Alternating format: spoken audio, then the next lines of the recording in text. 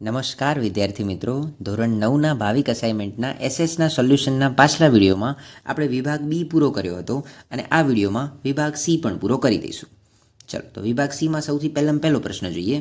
ક્યુબાની કટોકટી વિશે માહિતી આપો.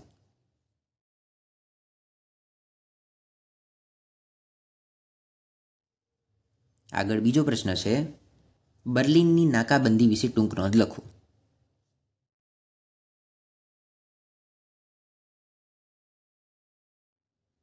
આગળનો ત્રીજો પ્રશ્ન છે, સંયુક્ત રાષ્ટ્રસંઘના હેતુઓ જણાવો.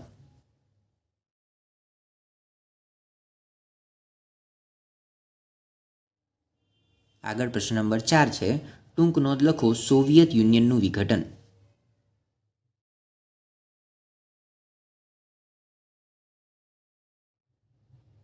પાંચમો પ્રશ્ન છે, ટૂંક નોંધ લખો શસ્ત્રીકરણ અને નિશસ્ત્રીકરણ.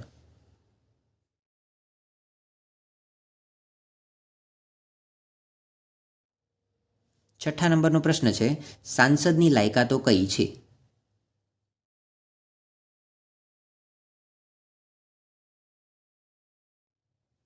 આગળ પ્રશ્ન નંબર 7 આપેલો છે, લોકસભા દેશની ચાવીરૂપ પ્રજાકીય સંસ્થા છે, કારણ આપો.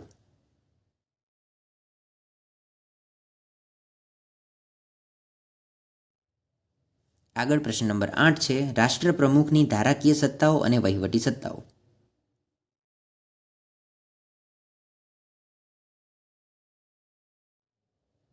આગળ પ્રશ્ન નંબર 9 જોઈએ.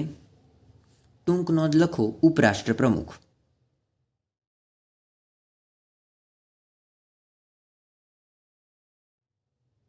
આગળનો 10મો પ્રશ્ન છે, ટૂંક નોંધ લખો રાજ્યની વિધાનસભાની કારોબારી વિષયક સત્તાઓ.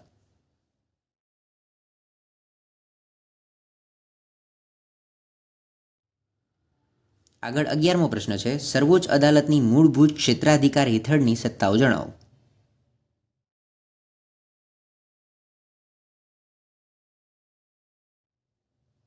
આગળ પ્રશ્ન નંબર 12 જોઈએ. ટૂંક નોંધ લખો વડી અદાલતનો અપીલી ક્ષેત્રાધિકાર.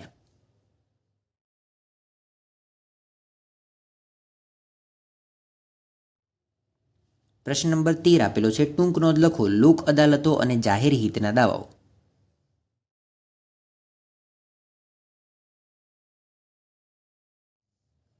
આગળ પ્રશ્ન નંબર 14 આપેલો છે, કારણ આપો ભારતીય સંસદ દ્વિગૃહી છે.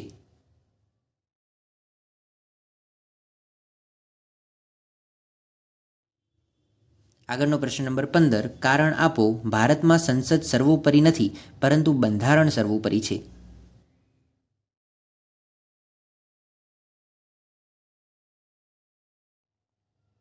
સોળમો પ્રશ્ન છે, કારણ આપો સ્વતંત્ર નિષ્પક્ષ ન્યાયતંત્ર લોકશાહીની આધારશિલા છે.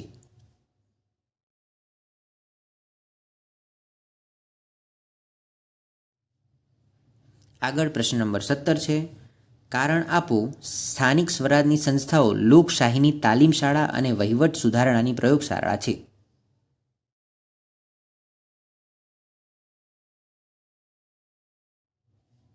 આગળનો પ્રશ્ન નંબર 18 છે, ટૂંક નોંધ લખો ન્યાયતંત્રની સ્વતંત્રતા.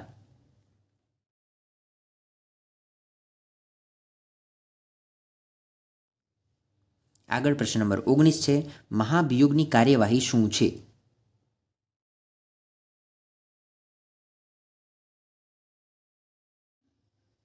આગળનો 20મો પ્રશ્ન છે, ટૂંક નોંધ લખો નઝીરી અદાલત.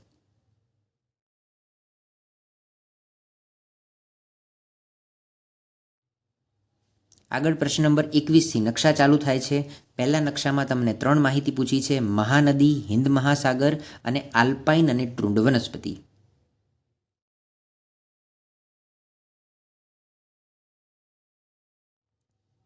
આગળ બીજા નકશાની વાત કરીએ તો બીજા નકશામાં તાપી નદી, લક્ષદ્વીપ અને સમશીતોષ્ણ કટિબંધીય જંગલો.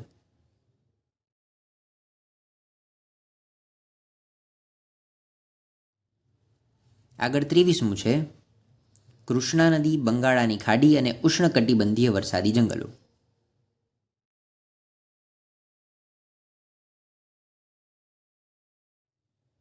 આગળનું 24મું છે, કાવેરી નદી, અંદમાન નિકોબાર ટાપુઓ અને ઉષ્ણકટિબંધીય કાંટાળા જંગલ.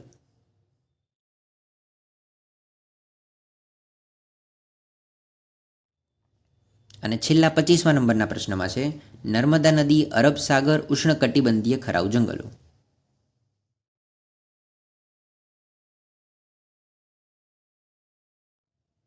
અહીંયા આપણો વિભાગ સી પૂરો થયો અને આગળના વિડીયોમાં આપણે વિભાગ ડી પણ પૂરો કરી દઈશું.